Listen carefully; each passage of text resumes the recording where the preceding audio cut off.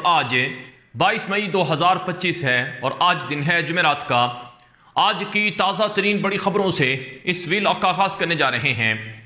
नज़ीर इकराम, Israeli वज़ीर आज़म Netanyahu ने ताज़ा तरीन खिताब किया है जिसमें उसने कहा है कि गज़ा की जंग हम आज बंद कर देंगे अगर हमारी शराइत मान ली जाए। हमारी 3 बुनियादी शर्तें हैं। एक, हमारे सारे यरगमाली जो गज़ा में कैद हैं उन्हें रिहा कर दिया जाए। दूसरी शर्त यह है कि हमास असलहा फेंक दे। तीसरी शर्त यह है कि हमास गज़ा छोड़कर चला जाए। अगर हमारी ये 3 बुनियादी शर्तें हमास मान लेता है तो हम आज ही गज़ा की जंग बंद कर देंगे। लेकिन दूसरी तरफ इसराइली वज़ीर आज़म ने अपने इसी खिताब में यह बात भी कही है कि हम गज़ा पर कंट्रोल हासिल करेंगे। अमेरिकी सदर ट्रंप के प्लान के मुताबिक गज़ा से लोगों को हिजरत करने या निकल जाने की इजाज़त देंगे। अब ट्रंप जो नेतन्याहू है वो ये कहता है कि ये जो गज़ा से डिस्प्लेसमेंट है ये फोर्स्ड डिस्प्लेसमेंट नहीं है, ये रज़ा कराना जो गज़ा के लोग हैं उनकी तरफ से गज़ा छोड़ने की ख्वाहिश है जिसको हम पूरा करेंगे। लेकिन दूसरी तरफ इस वक्त पूरी दुनिया आलमी सतह पर और इंटरनेशनल जो डिप्लोमेटिक स्टेज है या प्लेटफॉर्म है वहाँ पर इसराइल को मुख्तलिफ तरह से लताड़ा जा रहा है। मसलन नज़ीर इकराम, आज की खबर सुनिए कि वेस्ट बैंक जो फ़लस्तीन का मगरबी पट्टी का इलाका है वहाँ पर एक शहर है जनीन। उस शहर के अंदर इसराइली फ़ौज ने कब्ज़ा कर लिया है और उस शहर का विज़िट करने के लिए फ़लस्तीन की जो हुकूमत है उसने 30 गैर मुल्की सफ़ीरों को विज़िट करने के लिए उस शहर का दौरा कराया। अब ये जो 30 इंटरनेशनल फॉरेन एम्बेसडर्स थे ये जनीन के अंदर जब पहुंचे तो इनके ऊपर फायरिंग हो गई। अब फायरिंग किसने की? इसराइली फ़ौज ने की। अब इसराइली फ़ौज ने बाद में कहा कि ये तो गलती से फायरिंग हो गई थी। जिस इलाके में फॉरेनर एम्बेसडर जो आ रहे थे उन्होंने दरअसल उस इलाके में हमें आगाह नहीं किया था और उन्होंने हमसे इजाज़त नहीं मांगी थी और हमने सिर्फ उनकी तरफ वार्निंग जो शॉट्स थी यानी वार्निंग जो थी वो सिर्फ जारी की थी और हमने कोई असली की फायरिंग नहीं की थी। लेकिन यूरोपीय ममालिक ने इस पर शदीद रद्द-ए-अमल दिया। इटली ने और बेल्जियम ने, फ्रांस ने, बरतानिया ने, यहाँ तक कि यूरोपीय यूनियन की तरफ से ऑफिशियली ये बात कही गई कि किस कदर आलमी कवानीन की पामाली है कि जो इंटरनेशनल गैर मुल्की सफ़ीर थे जो जनीन यानी वेस्ट बैंक के अंदर जाकर पहुँचे तो उनके ऊपर गोया फायरिंग कर दी गई, उनकी ज़िंदगी को ख़तरे में डाल दिया गया और फिर बाद में कहा जा रहा है कि ये तो गलती से हुआ है।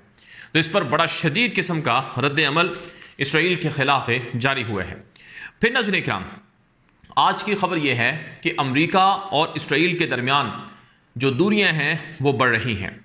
खबर के मुताबिक सलामती कौंसल में हालिया ह्यूमैनिटेरियन क्राइसिस पर गज़ा के अंदर जो कुछ हो रहा है इस पर एक हंगामी इजलास बुलाया जा रहा है और उस हंगामी इजलास में इसराइल के खिलाफ कोई ना कोई फैसला सादर हो सकता है। मुमकिन तौर पर यह फैसला गज़ा की जंग रोकने का भी हो सकता है और मुमकिन तौर पर इसराइल को किसी तरह से पाबंदियों का सामना भी करना पड़ सकता है। सलामती कौंसिल में जो अक़वाम मुत्तहिदा के मातहत एक इदारा है। तो रिपोर्ट्स ये हैं कि अगर ट्रंप की बात नेतन्याहू ने ना मानी और अमेरिका और इसराइल के दरमियान तनाव और कशीदगी बरकरार रही तो फिर ट्रंप सलामती कौंसिल में इसराइल की हिमायत या मदद नहीं करेगा, उसको नहीं बचाएगा और वहाँ पर कोई भी करारदाद अगर इसराइल के अगेंस्ट आती है तो उसको वीटो नहीं किया जाएगा, जैसा कि पहले माजी के अंदर भी ऐसा ही एक मरतबा हो चुका है। तो अब इसराइल और अमेरिका के दरमियान मीडिया के मुताबिक काफ़ी तनाव है। मसलन ट्रंप को बड़ा दुख है, गज़ा के अंदर जो बच्चों की तस्वीरें उसने देखी हैं ये अमेरिकी मीडिया और इसराइली मीडिया ने बताया और ट्रंप फ्रस्ट्रेटेड है, उसे बड़ी उसे मायूसी है नेतन्याहू के हवाले से कि वो उसकी बात नहीं मान रहा है। लेकिन इस सब तनाजुर में इसराइल की हिमायत और मदद जो है वो अमेरिका की तरफ से मुख्तलिफ अंदाज से की भी जा रही है। यहाँ पर नज़ीर इकराम एक और बड़ी खबर का जिक्र ज़रूरी है कि यूरोप के कई ममालिक की तरफ से इस वक्त इसराइल को गज़ा में फुल जो ह्यूमैनिटेरियन एड है उसको रिस्टोर करने का मुतालबा किया गया है। ह्यूमैनिटेरियन एड फुली रिस्टोर की जाए, ये फ्रांस की तरफ से, बरतानिया की तरफ से और यूरोप के दीगर ममालिक में जैसे स्वीडन है, हॉलैंड है और इसी तरह से आयरलैंड है और स्पेन वगैरह हैं, उनकी तरफ से डिमांड्स की गई हैं। और फिर इसराइल के ख़िलाफ़ जो पाबंदियाँ हैं उस हवाले से भी डिस्कशन चल रही हैं। अगरचे इसराइल कह रहा है कि इससे हमें कोई फ़र्क नहीं पड़ेगा। नेतन्याहू ने कहा कि हम तो अपने फ़ायदे के लिए लड़ रहे हैं, अपने दिफा के लिए लड़ रहे हैं, दुनिया चाहे जो मर्जी करती रहे, हमें इससे कोई फ़र्क नहीं पड़ता है।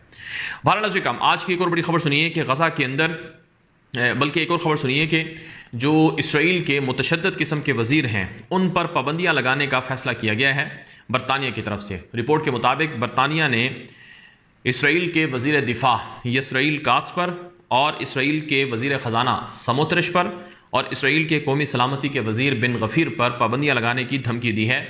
रिपोर्ट के मुताबिक नेतन्याहू की हुकूमत में ये 3 अहम इत्तेहादी वज़ीर हैं जो गज़ा के अंदर जंग को जारी रखने का मशवरा देते हैं और ऐसी स्टेटमेंट देते हैं जो ह्यूमन राइट्स ऑर्गेनाइजेशन के मुताबिक ह्यूमैनिटेरियन क्राइसिस का सबब हैं और जिनसे जेनोसाइड की और जंगी जराइम की एक तरह से बू आती है।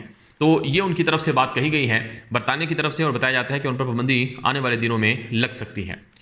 दूसरी तरफ नाज़रीन इकराम, जो इसराइल के अंदर मीडिया है, इसराइली अखबारात और मीडिया और इसराइल की जो आवाम है वो नेतन्याहू को कह रही है कि भाई इससे पहले कि दुनिया हमास के लिए तालियां बजाए तुम्हें खुद सोचना होगा कि तुम्हारा रद्द अमल क्या है। मसलन ये एडिटोरियल देखिए जो दी यरूशलेम पोस्ट में छपा है कि when Hamas applauds you it is time to rethink your stance, कि वक्त है कि तुम अपने मौक़िफ़ के बारे में सोचो, क्योंकि दुनिया इस वक्त गज़ा की जो ह्यूमैनिटेरियन सिचुएशन है उस पर गज़ा के साथ हो चुकी है और उसका बहरहाल नुकसान इसराइल को होगा, लिहाजा इसराइल को सोचना होगा।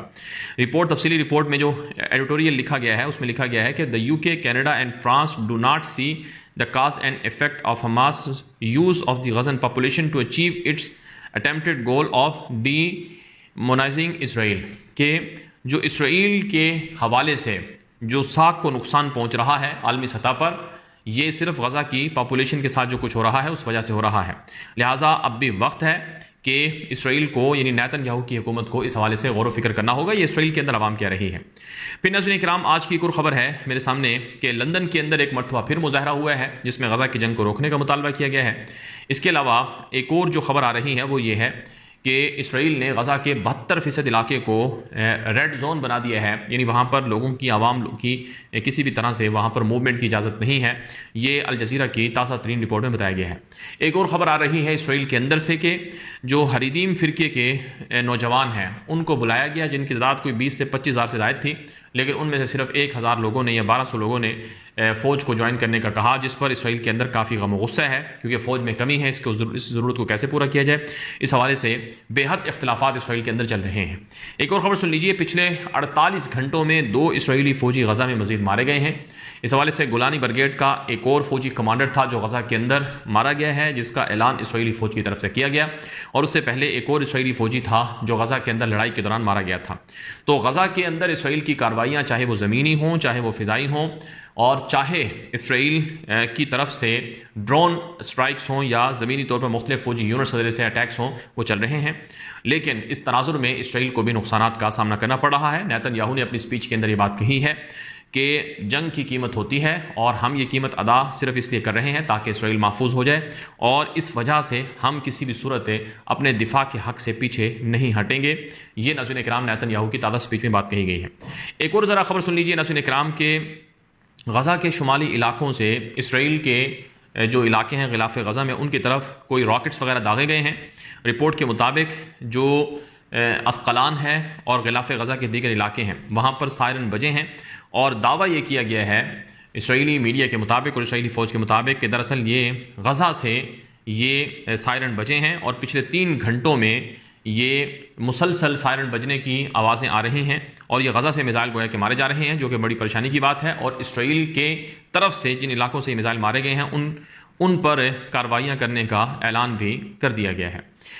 इसके अलावा नाज़रीन किराम, आज की एक और खबर सुन लीजिए कि गज़ा के अंदर जो इमदादी सामान है उसकी तरसील शुरू हो चुकी है, और इसराइल के सहाफ़ी भी बड़े गुस्से में हैं कि बजाय इसराइली हॉस्टेजेस की रिहाई के कोई इसराइली हॉस्टेजेस रिहा नहीं हुआ, लेकिन गज़ा के अंदर जो इमदादी सामान हैं, ट्रक हैं, वो जा रहे हैं। मसलन एक इसराइली सहाफ़ी है यदि तहरनोत अखबार से ताल्लुक़ रखने वाला मीडिया से, युआफ ज़ैतून, उसने लिखा कि without a hostage deal a record amount of aid that the Israeli government is bringing in to Gaza since the renewal last week and under pressure from the international community about 100 trucks of food and equipment were brought in to Gaza today through the Kerem Shalom crossing. इसका मतलब ये है कि आलमी pressure के बाद Israel कम से कम गज़ा में 100 से ज़ायद इमदादी सामान के जो ट्रक हैं वो दाखिल कर चुका है, लेकिन इसराइली हॉस्टेजेस को रिहा कराने की किसी भी तरह से कोई डील नहीं हुई है, जो कि इसराइल के लिए यकीनन एक परेशानी की बात है। ये इसराइली सहाफ़ी कह रहे हैं।